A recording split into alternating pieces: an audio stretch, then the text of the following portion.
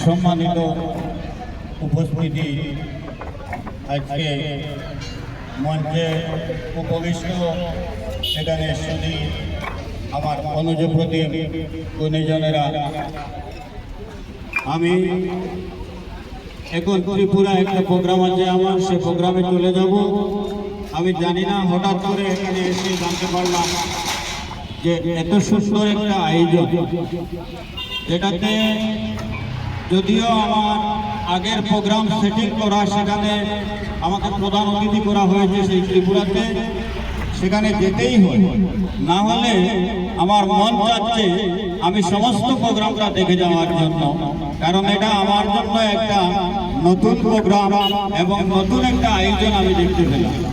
তো আমি শুধু এই কথাটাই বলবো, আজকের এই আয়োজক যারা, এই প্রোগ্রামের যারা আয়োজন করেছেন, আমি সবার নাম জানি না, আমি ওদের সাথে একমত হয়ে একথাটাই বলছি যে আগামী দিনে, আজকে যদিও স্বল্প পরিসরে এই প্রোগ্রামটা এখানে করা হচ্ছে, আমরা কেউ জানি কেউ জানেন না, আমি এই উদ্যোক্তাদের অনুরোধ করব আগামী দিনে এই ধরনের একটা বিরাট আকারের একটা প্রোগ্রাম আমাদের পাতারকান্দি এলাকায় ওরা যাতে আয়োজন করে, এবং ওদের সেই আয়োজনে আমাদের যতটুকু সর্বাঙ্গীন সহযোগিতা, আর্থিক দিক দিয়ে হোক, মানসিক দিক দিয়ে হোক, আমরা সব ধরনের সহযোগিতা ওনাদেরকে আমরা করে যাব।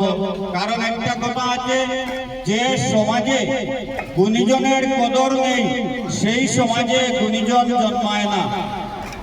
এখানে আমি দেখছি, একটু আগে দেখলাম আমাদের পার্শ্ববর্তী এলাকা বাংলার একজন ছেলে যেভাবে তার প্রদর্শনটা এখানে দেখালো, যেভাবে সে প্রদর্শন করলো, আমার মনে মনে আমি বসে ভাবছিলাম হয়তো আমি সুদূর চীনে বসে আছি।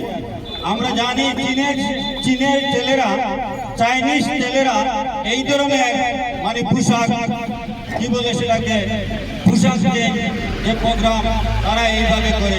আমি মনে মনে ভাবছিলাম হয়তো আমি এখানে চীনে বসে আছি, চীনের প্রোগ্রাম। তো আমি আমার এই বাংলার যে অনুজ প্রতিম যে প্রদর্শনটা যে দেখালো, তার প্রতি আমার প্রীতি শুভেচ্ছা এবং হার্দিক অভিনন্দন রইল।